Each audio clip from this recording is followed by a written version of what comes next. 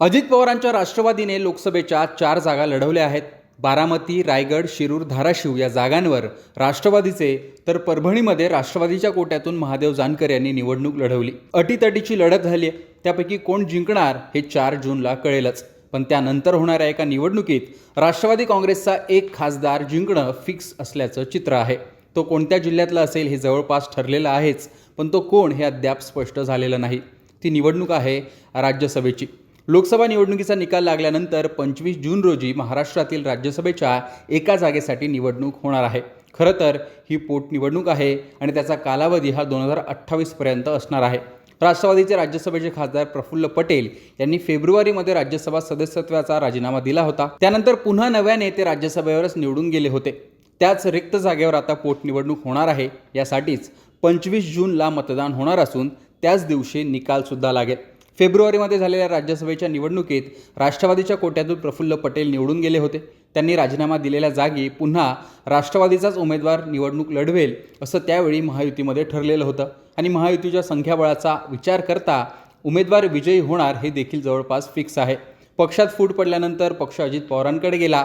कोर्टात त्यावर सुनावणी सुरू आहे. त्यामुळे प्रफुल्ल पटेल नव्याने राज्यसभेवर गेले, जेणेकरून अपात्रतेचा मुद्दा किंवा इतर कायदेशीर गोष्टींमुळे खासदारकी धोक्यात येणार नाही. हाच प्लॅन करून दोन्ही राज्यसभा अजितदादांनी आपल्या पदरात पाडून घेतल्या आहेत आणि सुरक्षित देखील केल्या आहेत. पण आता याच जागेवर संधी कुणाला मिळणार अशी चर्चा आहे. नुकतीच राष्ट्रवादी काँग्रेसची बैठक पार पडली. त्यात अजित पवारांनी शब्द दिलाय की राज्यसभेची ही जागा सातारा जिल्ह्यातील नेत्यालाच दिली जाणार. लोकसभा निवडणुकीत साताऱ्याची जागा भाजपला सोडण्यात आली होती. तिथे भाजपकडून उदयनराजे भोसले रिंगणात होते. त्यामुळे साताऱ्यातील राष्ट्रवादीचे नेते नाराज होते.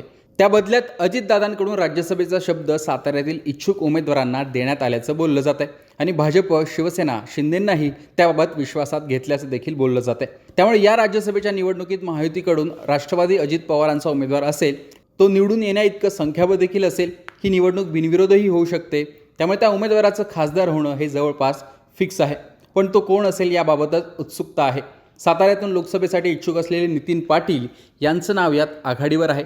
त्यांना खासदार करणार असा शब्दच अजित पवार यांनी प्रचारादरम्यान दिला होता.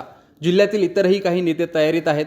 इतरांनी मागणी करू नये असा दमच अजित पवारांनी भरल्यामुळे साताऱ्यातील इच्छुकांच्या अपेक्षा वाढल्या आहेत.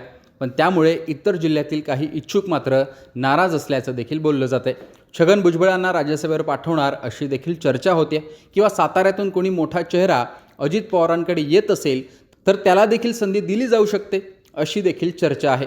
त्यामुळे फिक्स खासदार होणाऱ्या या जागेसाठी कोणाला संधी मिळते ते पाहणं महत्त्वाचं आहे. शिवाय लोकसभा निवडणुकीचा निकाल लागल्यानंतर काही गणितं बिघडतात का? अजितदादांनी शब्द दिला असला तरी ते तेव्हा काही तडजोड करतात का ते पाहणं देखील महत्त्वाचं आहे. किंवा निकालानंतर मित्र पक्षातच काही गडबड झाली तर हा देखील मोठा प्रश्न आहेच. त्यामुळे सध्या जरी एकतर्फी बिनविरोध आणि राष्ट्रवादीच्या बाजूने वाटणाऱ्या या निवडणुकीत काही ट्विस्ट येतो का त्याकडे देखील महाराष्ट्राचं लक्ष असणार आहे. शिवाय पियुष गोयल यांची राज्यसभेची जागा रिकामी झाली तर ती राष्ट्रवादीला देणार असा शब्द भाजपने दिल्याचं राष्ट्रवादीकडून सांगण्यात आलं होतं. त्याचं पुढे काय होतं ते पाहणं देखील महत्त्वाचं असणार आहे. या निवडणुकीविषयी आणि राष्ट्रवादीकडून कोण निवडणूक लढवतं याविषयी तुमचं मत कमेंट बॉक्समध्ये सांगा. लोकमतचं यूट्यूब चॅनल सबस्क्राईब केलं नसेल आठवणीने सबस्क्राईब करा.